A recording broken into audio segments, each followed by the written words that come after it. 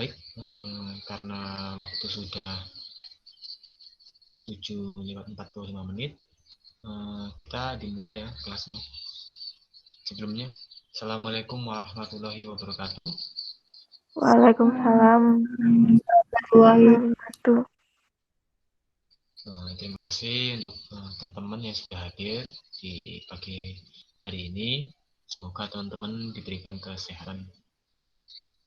Sebelumnya, Mas minta maaf karena nggak bisa kan karena sepertinya laptop kamera saya agak sedikit trouble, rusak.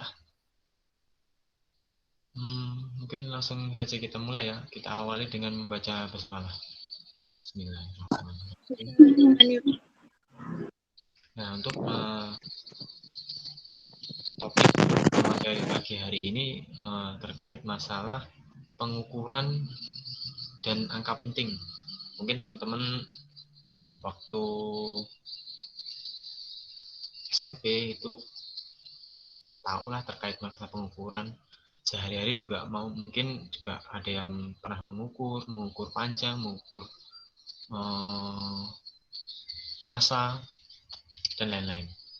Oke, langsung saja, langsung saya presentasikan. Izin Pak, suaranya Bapaknya kecil banget. Oh, kecil. Udah jelas atau belum?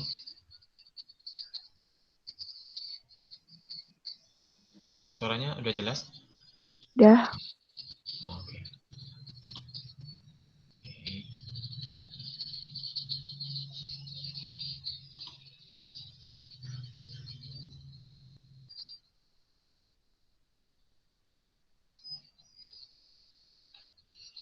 Mungkin teman-temannya yang belum hadir dikasih tahu di grup.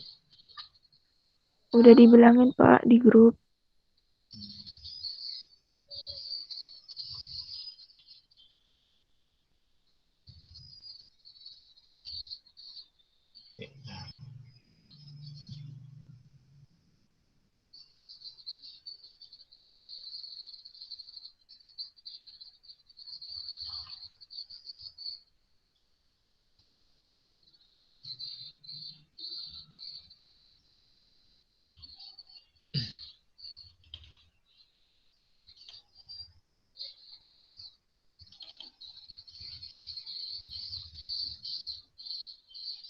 Nah, maaf, ini layarnya udah presentasi atau belum?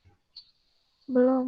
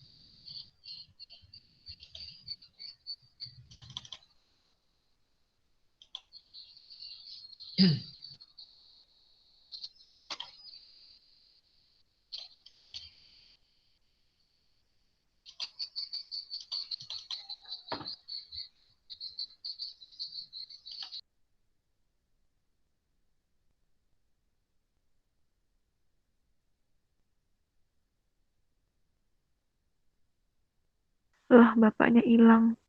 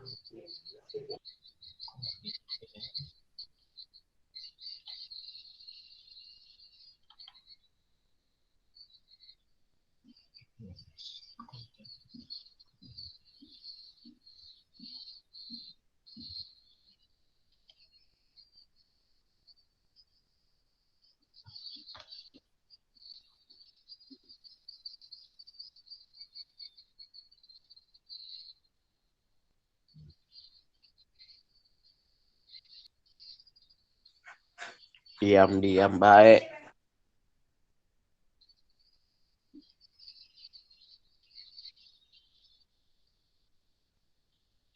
Ya, sekarang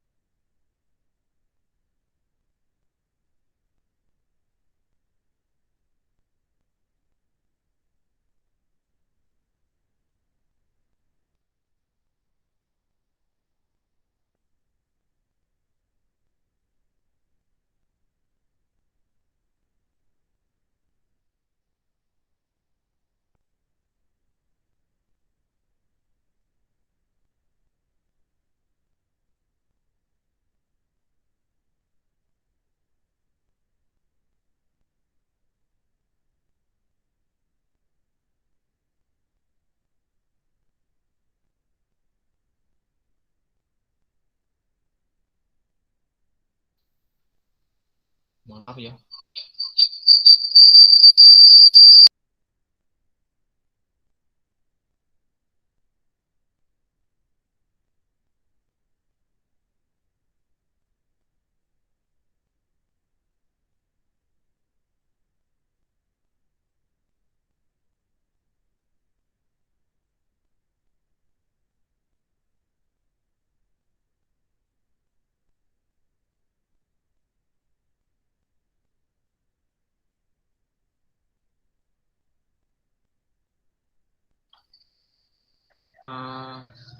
PowerPoint-nya sudah terlihat atau belum? Sudah. Sudah, Pak. Ya. Sebelumnya mohon maaf karena jadi laptop nggak bisa presentasi karena saya ini memakai HP. Mungkin langsung saja. Hari ini itu temanya atau materinya itu pengukuran dan angka penting. Jadi teman-teman waktu SMP sudahlah membahas terkait masalah ini, angka penting, pengukuran. Oke. Ini langsung saja. Jadi hari ini itu menjelaskan tentang pengukuran, besaran, alat ukur, dan angka penting. Nah, pengukuran yaitu merupakan kegiatan membandingkan suatu besaran yang diukur dengan alat ukur yang digunakan sebagai satuan. Nah, ada dua hal yang terpenting dalam pengukuran yaitu besaran dan satuan. Besaran yaitu segala sesuatu dapat diukur dan dinyatakan dengan nilai atau angka. Nah, untuk satuan yaitu ukuran dari suatu besaran yang digunakan untuk mengukur. Nah, jadi pengukuran itu jenis untuk membandingkan. Jadi misal yang awalnya dulu 1 meternya itu berapa, kok bisa 1 meter itu 100 cm itu tuh ada kalau tidak salah satuan SI-nya. Jadi waktu dulu peneliti bahwa 1 meter itu segini panjangnya. Jadi 1 meter itu tuh nanti untuk jadi patokan untuk pengukuran selanjutnya. Jadi semisal hari ini teman-teman untuk mengukur, jadi patokan zaman dulu itu kalau tidak salah itu sebuah alat. Nah, jadikan patokan untuk mengukur. Nah, besaran sendiri itu dibagi dua, ada besaran pokok dan besaran turunan. Nah, besaran pokok adalah besaran yang utama yang dapat menurunkan besaran-besaran yang lainnya. Selanjutnya itu besaran turunan adalah besaran yang diturunkan dari besaran pokok. Jadi ada besaran pokok itu ada panjang, ada massa, ada intensitas cahaya, dan sejenisnya. Nah, ini tabel. Berikut ini adalah tabel besaran pokok, satuan, singkatan, dan dimensinya. Di sini ada besaran pokok nih di tabel ini. Ada panjang, ada massa, ada suhu, ada kuat arus, ada jumlah molekul dan intensitas cahaya. Nah, panjang sendiri satuannya meter, singkatannya M, intinya L. Tadi teman-teman udah tahu lah ini terkait masalah ini. Ada massa, ada itu kilogram, singkatannya kg, ada waktu sekon, suhu Kelvin, kuat arus ampere, jumlah molekul mol, intensitas cahaya kandela atau CD singkatannya. Nah, di sini kan ada ada suhu. Nah, pastinya kita tahu tuh kalau kita melihat di handphone atau dimanapun kita udah sering kita nggak nyebutnya itu wah ini suhunya berapa Kelvin, pasti nyebutnya ini suhunya berapa Celcius pastinya gitu kan. Nah, jadi ya mungkin ciri khas orang Indonesia jadi nyebutnya itu biasanya karena sudah terbiasa Celcius jadi patokannya Celcius. Sebenarnya itu kita kalau misalkan di fisika itu kita makanya Kelvin. Nah, detik ya sekon itu tadi, detik waktu sekon. Nah, di sini ada alat ukur. Nah, alat ukur panjang mistar digunakan untuk mengukur panjang benda mempunyai ketelitian 0,5 mm. Ada jangka sorong ketelitiannya 0,1 mm dan mikrometerskop ketelitiannya 0,01 mm. Nah, di sini teman-teman ada yang tahu nggak kenapa kok tingkat ketelitiannya itu lebih kecil? Ada yang bisa jawab?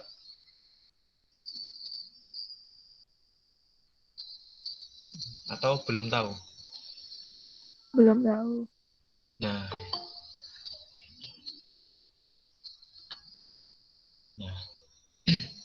jadi alat ukur panjang itu tuh ada jenisnya masing-masing, ada banyak. Jadi ada mistar yang kita tahu itu kan penggaris. Itu tingkat ketelitiannya 0,5 mm. Nah, jadi kita kan taunya waktu kita ngukur itu penggaris itu ada garis yang kecil-kecil. Nah, garis yang paling terkecil itu dari satu ke satu garis di depannya itu dibagi tengahnya. Jadi tingkat ketelitiannya itu 0,5 mm. Jadi setengah dari garis garis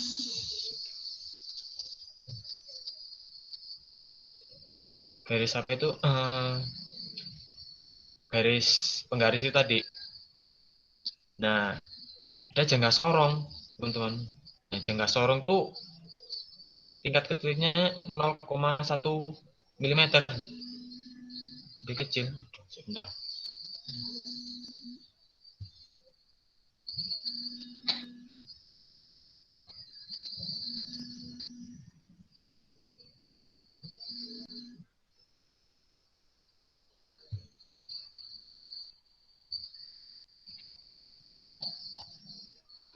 Ada yang nelpon.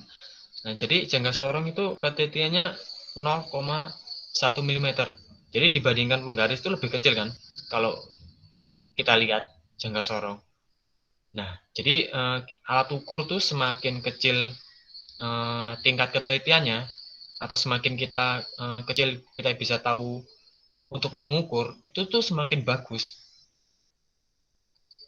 itu teman-teman. Jadi lihat membandingkan dari penggaris dan jangka sorong itu kan sudah sorong sudah jaraknya sekitar 0,4 mm. Jadi lebih kecil lagi kan teman-teman. Nah, jangka sorong sendiri tuh ada banyak fungsinya untuk mengukur ketebalan benda atau mengukur kedalaman. Nanti di ujung jangka sorong itu nanti apa ada semacam seperti apa ya, bisa dilepas itu kayak kayak tongkat Jadi nanti ada yang ngukur untuk kedalaman. Terus nanti di capitannya itu nanti ada bisa untuk mengukur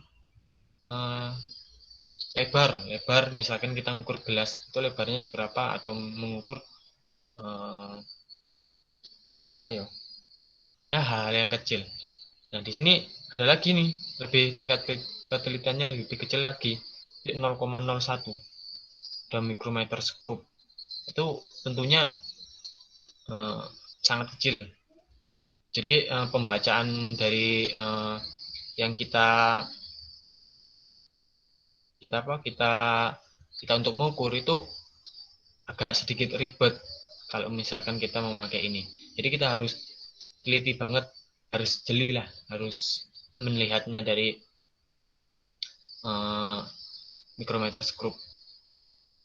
Oke, langsung lanjut. Nah ini mungkin teman-teman sudah ya banyak yang tahu, karena kan di semester 10 ini dasar sekali. Ini ada pengukur massa. Nah itu massa itu ada neraca. Nah neraca ini ada banyak jenis, ada neraca duduk, ada neraca dua muka, ada neraca yang mungkin ada ibu-ibu yang mau jualan itu kan ada ini. Terus ada neraca untuk kita untuk menimbang massa badan atau berat kita, dalam neraca digital. Ya banyak hal terkait masalah neraca ini. Di sini ada pengukur waktu, ada stopwatch. Nah pasti banyak hal teman-teman yang tahu terkait stopwatch. Itu kan pasti ada, kalau kita mencet stopwatch itu nanti di belakang detik itu ada angka yang cepat banget. Nah ini tingkat ketelitiannya di situ, di yang cepat itu, yang 0,01 detik. Sebelum sesudah 1 detik itu kan ada yang angkanya bergerak cepat banget. Nah di situ itu tingkat ketelitiannya di situ, 0,01 detik. Langsung tentunya tidak asing lagi sekarang ini alat ukur suhu, termometer.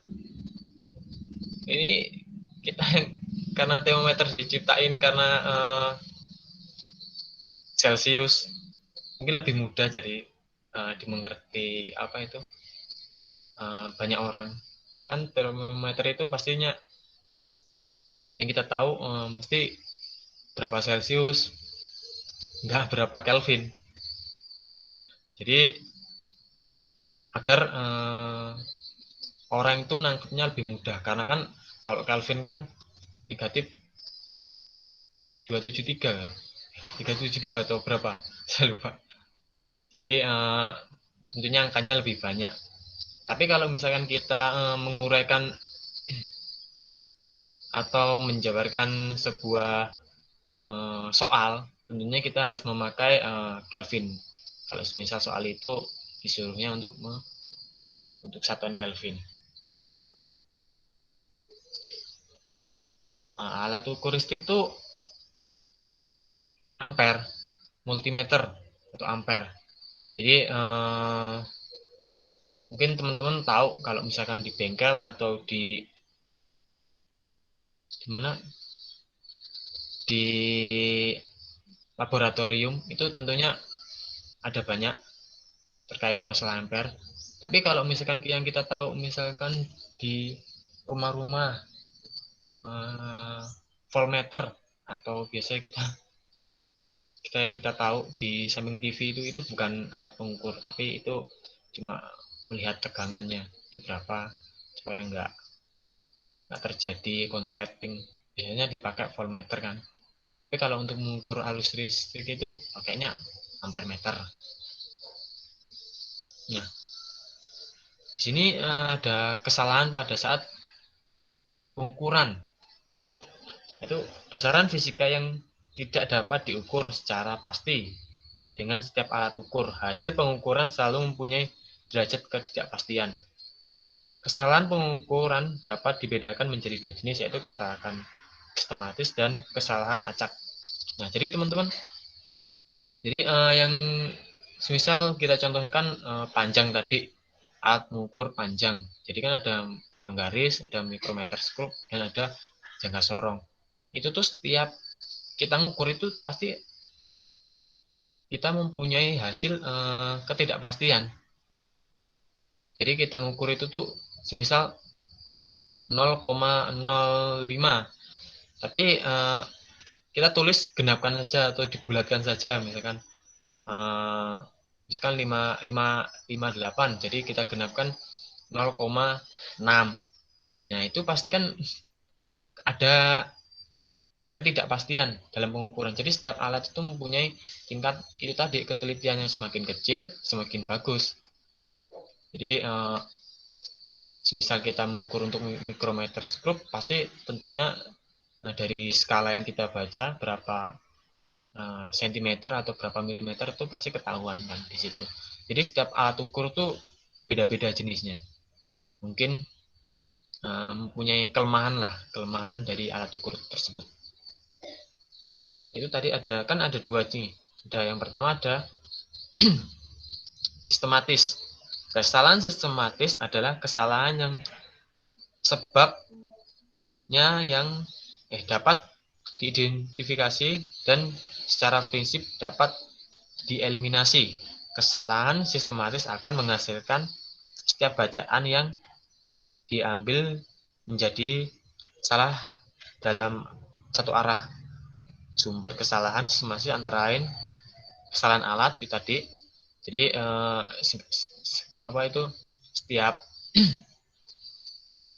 setiap benda itu tentunya mempunyai ukuran alat yang berbeda ya. Kayak tadi kayak penggaris, mikrometerskop itu tentunya mempunyai alat yang beda. Yang kedua itu kesalahan pengamatan.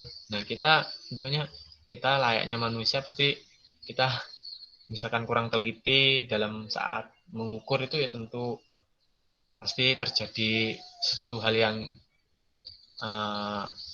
salah waktu kita mengamati. Dan yang ketiga itu kesalahan lingkungan. Mungkin kesalahan lingkungan kekurangan alat mungkin. Jadi waktu kita menguji atau mengukur sebuah benda, karena alatnya keterbatasan, jadi kita menerka-nerka lah istilahnya. Jadi ini seberapa? Kira-kira segini. Jadi istilahnya kita cuma mengkira-kira. Yang keempat yaitu kesalahan teoritis. Mungkin dari penjabaran sebuah alat, misal alatnya ini nanti cara mengukurnya seperti ini atau ketingkatan seperti ini, itu tidak dijelaskan. Jadi teman-teman belum tahu waktu mengukur, tapi kita langsung mengukur saja, atau mungkin penjabaran dari alat-alat tersebut ada yang keliru, jadi kita membaca skalanya juga keliru. Tentunya hasilnya juga akan salah atau keliru. Itu kesalahan acak. Kesalahan acak menghasilkan hamburan data sekitar nilai rata-rata. Data mempunyai kesempatan yang sama menjadi positif atau negatif. Sumber kesalahan acak sering dapat diidentifikasi. Kesalahan acak sering dapat dikuantisasi melalui analisis statistik, sehingga efek kesalahan acak terhadap besaran atau hukum fisika dapat ditentukan. Jadi kesalahan acak mungkin kita mengambil data, mengambil tengah-tengahnya, misal 0,793. Jadi kita genapin aja di 80,8 jadinya. Jadi ini tentunya akan mempengaruhi hasil. Jadi teman-teman waktu mengukur dan perhitungan itu tentunya kita harus sebenar-benarnya nilai di situ. Kita dihitung misalkan 0,793, itu ya kita misalkan ada di situ soal kayak gitu, nanti kita ya harus ngitungnya 0,793 terlebih dahulu. Nah, semisal nanti 0,8 tentunya kan akan mempengaruhi hasil. Kalau misalkan hasilnya kita genapin itu nggak terjadi masalah. Tapi kalau masalah perhitungan itu kalau bisa ya apa sebenarnya data tersebut. Istilah pengukuran itu ada ketelitian, kepekaan, dan ketepatan. Nah, ketelitian yaitu suatu ukuran yang menyatakan tingkat pendekatan dari yang nilai yang diukur terhadap nilai yang benar, X0. Jadi ya itu tadi, kita tentunya harus mengukur tuh harus teliti di memakai alat-alat yang jelas tadi. Kita menggunakan apa? Jangan membulatkan terlebih dahulu data tersebut, tapi kita apa sebenarnya benarnya data tersebut kita hasilkan. Yang kedua yaitu kepekaan, ukuran minimal yang masih dapat dikenal oleh instrumen atau alat ukur. Jadi itu tadi kepekaan itu keterbatasan alat ukur semisal. Jadi semakin kecil tingkat kelihatan semakin bagus tadi. Jadi kalau misalkan ada benda yang kecil kita ukurnya pakai penggaris, tentunya hasilnya nggak maksimal. Tapi kalau misalkan kita memakai jangka sorong atau mikrometer skrup, tentunya hasilnya akan mendekati nilai maksimal. Walaupun di situ pastinya tidak ada, tidak kepastiannya pasti ada. Yang ketiga itu ketetapan atau akurasi. Suatu ukuran kemampuan untuk mendapatkan hasil pengukuran yang sama dengan memberikan suatu nilai tertentu pada besaran fisik. Ketepatan merupakan suatu ukuran yang menunjukkan perbedaan hasil mengukur. Jadi itu tadi, kalau misal alatnya tingkat detailnya lebih kecil, tentunya ketepatan hasilnya itu akan lebih bagus. Tentunya kita waktu kita mengukur itu pasti ada ketidakpastian. Yes. Tentunya keterbatasan alat ukur itu semua pasti yang ya diciptakan manusia ini ya pasti mempunyai keterbatasan. Ketidakpastian yaitu dalam mengukur merupakan suatu statistik dari nilai-nilai yang diberikan kepada suatu kuantitas yang diukur. Jadi kita di keterbatasan alat ukur yang manusia ciptakan pastinya mempunyai keterbatasan. Jadi sesuatu nggak sempurna, nilai hasilnya yang kita dapat itu pasti nggak akan sempurna.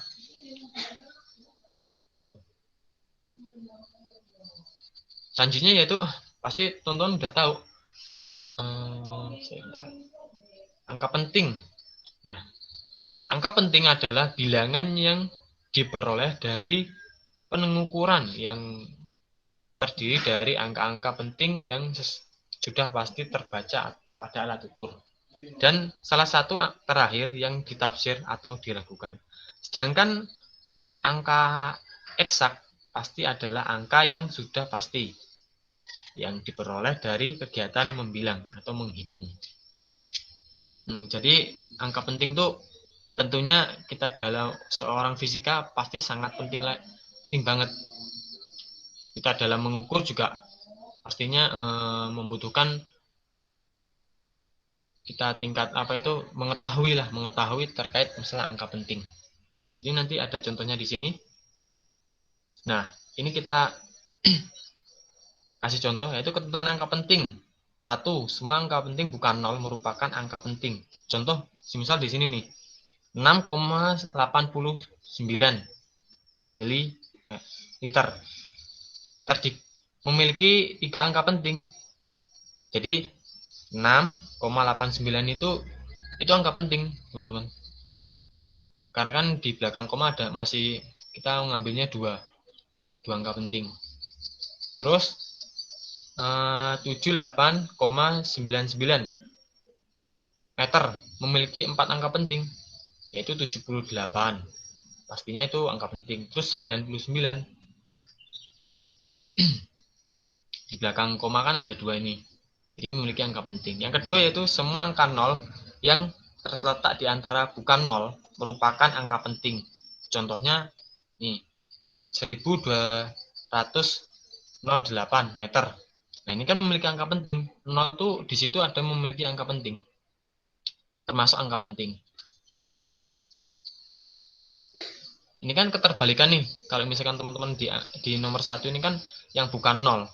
Tapi kalau di sini kalau misalkan 0 itu berada di tengah-tengah antara angka bukan 0, itu pastinya itu akan disebut angka penting. Terus 2,0067 memiliki 5 angka penting. Jadi 2,000 itu dihitung dari kita ada diapit lah, diapit di tengah-tengah antara bukan angka 0. Nah, kita ngambil 2 lagi di apa itu di belakang 0. 6, 7. Jadi kita hitung 5 angka penting. Misal ini juga 7.000 ini, teman-teman bisa lihat 7.000,2003 ini kan juga ada 9. Pastinya ini 00 ini juga termasuk angka penting. Jadi jangan salah persepsi antara poin 1 dan poin 2. Nomor 3, semua angka 0 yang terletak di belakang angka bukan 0 terakhir tetap terletak di depan tanda desimal. Jadi misalkan 0,0,72 berapa. Jadi 0 itu termasuk di depannya itu termasuk angka penting. Selanjutnya itu poin keempat, angka 0 yang terletak di belakang angka bukan 0 terakhir dan di belakang tanda desimal adalah angka penting. Nah, contoh ini 23,50.000. Jadi ada 7 angka penting. Misalnya ini nomor 5. Ini kan angka 0 terletak di belakang angka bukan 0 terakhir dan tidak dengan tanda desimal adalah angka yang tidak penting. Nah, jadi bisa dibedain. Ini kan ada 3.500.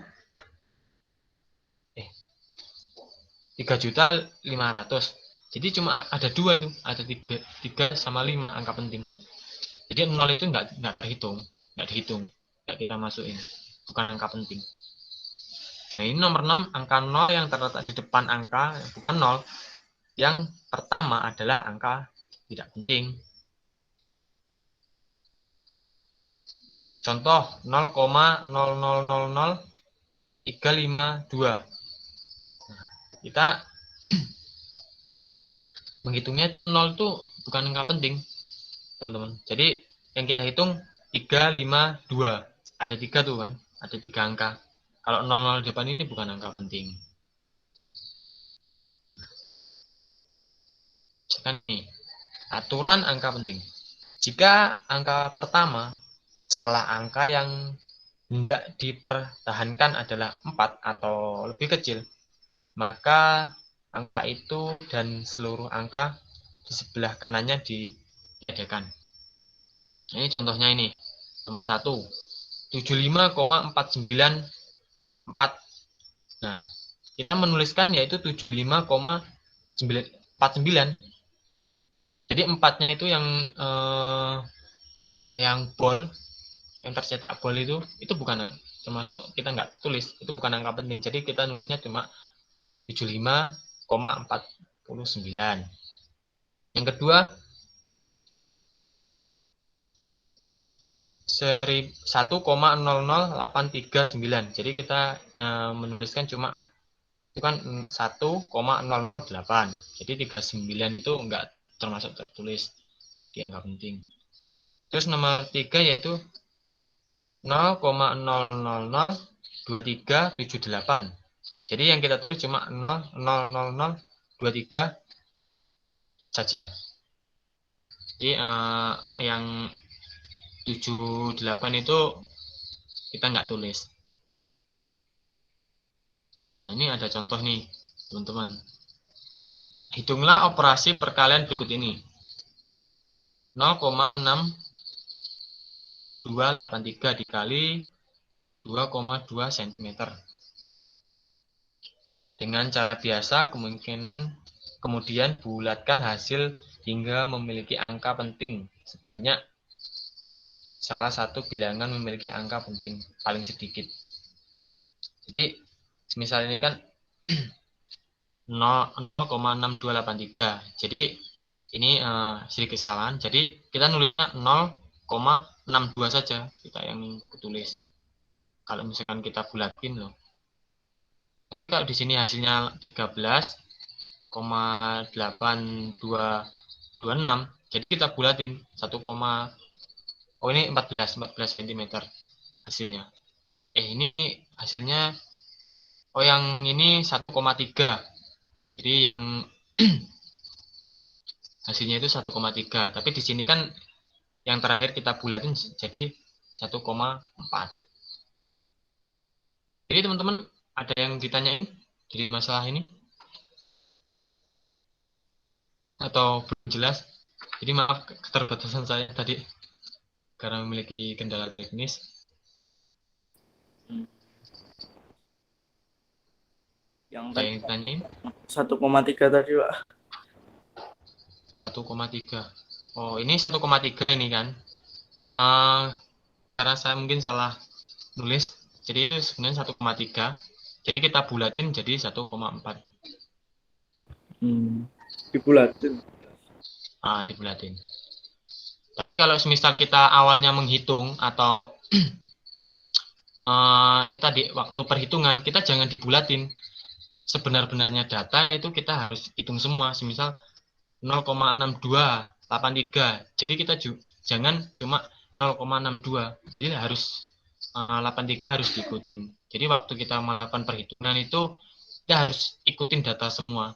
Jadi sebenar-benarnya data kita harus masukkan. Tapi kalau misalkan hasil kita bulatkan, nggak masalah.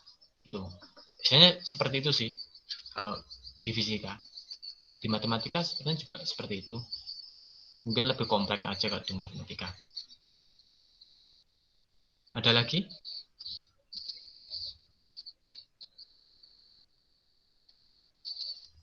Yang 0 tadi itu, Pak. Berapa? Angka 0 yang tidak penting tadi. Angka 0 yang tidak penting. Poin ke?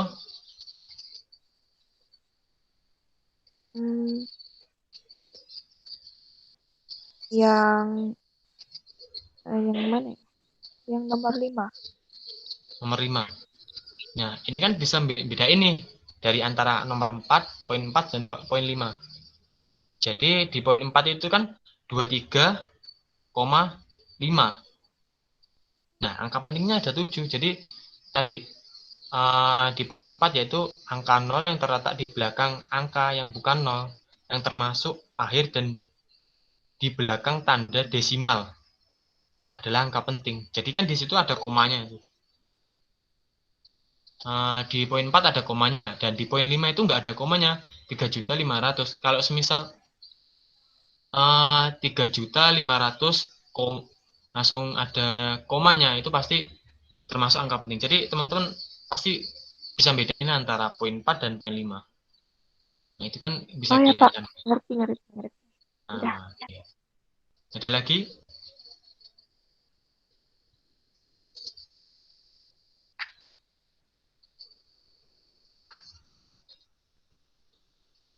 Nggak ada. Masih ada?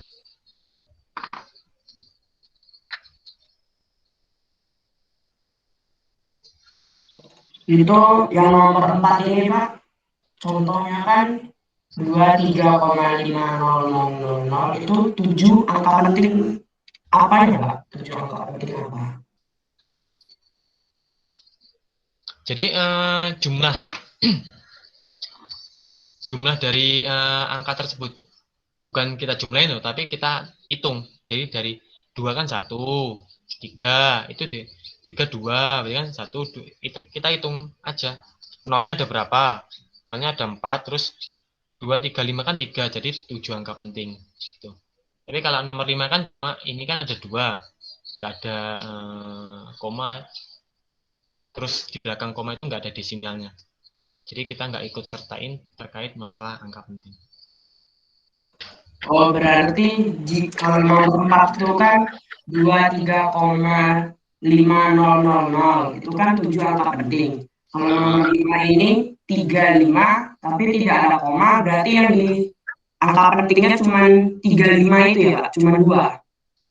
Iya, jadi bisa bedain. Misalkan gini, kalau misalkan 35,0, koma ada komanya itu kan, misalkan 35,0, itu termasuk bukan angka penting nolnya. Tapi kalau misal setelah nol ada nilai desimal atau kan misal 23 koma, ini kan ada koma terus ada 5. Itu kita ikut sertakan semua angka penting gitu. Misalkan 23,000 dan di belakang koma itu bukan nilai desimal, itu termasuk bukan angka penting gitu. Jadi kita tuliskan cuma 2 sama 3. Jadi kita bedain kan di antara poin 4 dan poin 5. Ya pasti nanti seiring berjalannya waktu, nanti teman-teman sekolah pasti sudah terbiasa terkait angka penting. Oh ini segini. Terus kita misalkan ngukur dapatnya segini, kita tulis segini gitu ya. Ada lagi?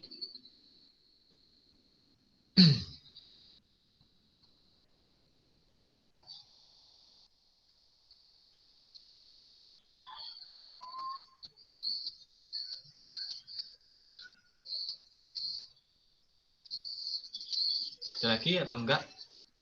Yang masih ditanyain? Sudah. Sudah. Nomor 1 lagi Pak. Nah, Pak. Yuk. Nah, kan nomor 1 itu Pak, nomor 1 yang ini Pak. Oh, itu. Nah, itu kan ada 78,99 mm. Nah, kalau di belakangnya 99 ini ada 02 lagi, ada 01, nah itu termasuk angka penting tidak, Pak? 78,99 itu. Ya, kalau misal ada 01 di belakangnya atau lebih, itu angka penting atau bukan? Enggak. Jadi kan kita ngambilnya cuma 2 kan. 2 di belakang koma tapi desimal. Kalau misalkan desimal gitu. Kalau misalkan bukan 0 loh. Kan kita ngambilnya misalkan 78,99000 gitu. Jadi kita nolnya ini enggak kita ikutin nolnya. Tapi kalau misalnya 79,990 terus 3. Nah, itu semua kita hitung, semua angka penting. Jadi nolnya itu enggak kita enggak apa itu enggak ikut sertain.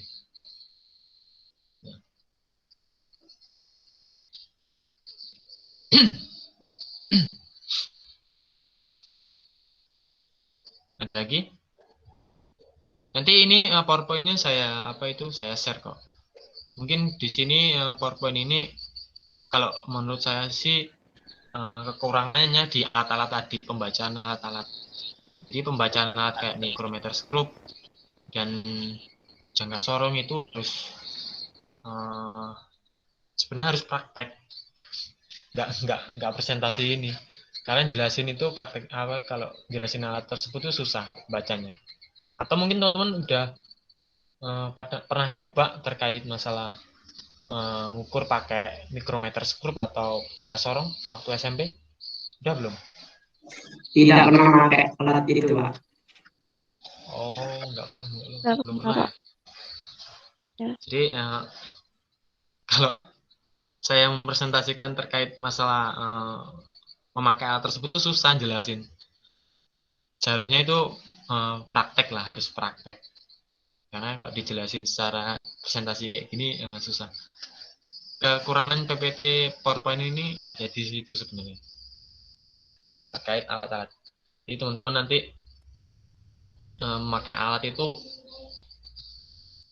sangat dasar ya, sangat kita sebagai seorang IPA atau anak IPA itu pasti kita nggak jauh-jauh lah dari alat-alat itu. Jadi diusahain teman-teman harus ngerti lah terkait pemakaian alat-alat itu. Tapi kalau dijelasin secara kayak gini tuh susah gitu. Jadi harus praktek. Adapun teman saya pun waktu kuliah itu juga padahal waktu sudah kuliah tapi udah pernah nyoba pakai alat itu juga ada yang banyak yang salah gitu. Jadi kalau misalkan dijelasin secara teori kayak gini pun pastinya banyak yang salah. Jelasin secara real atau secara kita langsung praktikum itu masih banyak yang salah gitu. Mungkin teman-teman bisa belajar sendiri terkait masalah pengukuran alat pakai mikrometer atau dengan sorong. Ada lagi? Kalau saya udah. Kalau misalkan angka penting ini ya pasti semua pasti bisa lah gitu. Tapi kalau pakai alat-alat itu tadi agak susah, agak sedikit susah lah. Ada lagi? Oh ya, sebentar.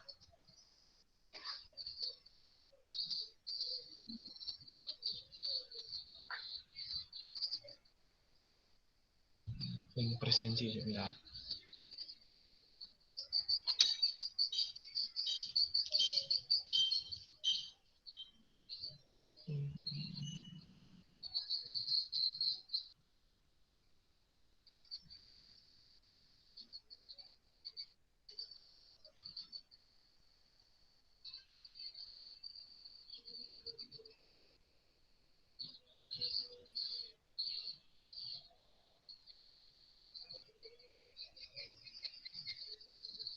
Ini teman-teman ada sedikit apa itu kuis, nggak sulit kok, mudah ini kuisnya sebenarnya, mudah banget. Ini nanti teman-teman mohon diisi nanti bisa apa ya, karena ini nanti untuk laporan sama Bapak Dwi. Misal temannya ada yang belum masuk, oke, dikirim ke grup aja linknya ini. Terus ini ada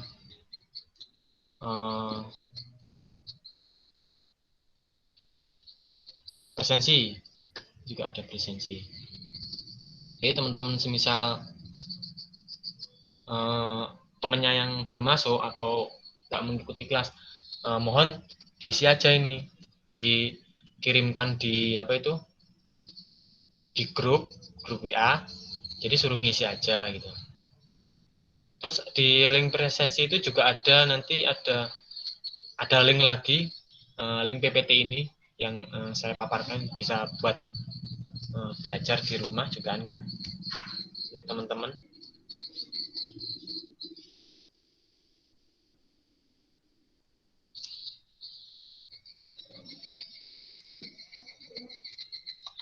Ada yang tanyain atau enggak? Alamat misalkan, bagaimana? Alamat. Nah, itu alamat tuh sebenarnya pengen survei aja sih. Teman-teman tuh sebenarnya asli Jogja atau dari mana gitu. Jadi alamat domisili ya. Pak, kirim lagi Pak linknya tadi yang 2 Pak. Oke. Yang 2. Aku kasih ke grup ya. Oh, dua-duanya ya ada dikirim di grup. Oh, jadi dikirim di grup. Gak apa-apa sih dikirim di grup, biar teman-temannya yang tahu gitu kan.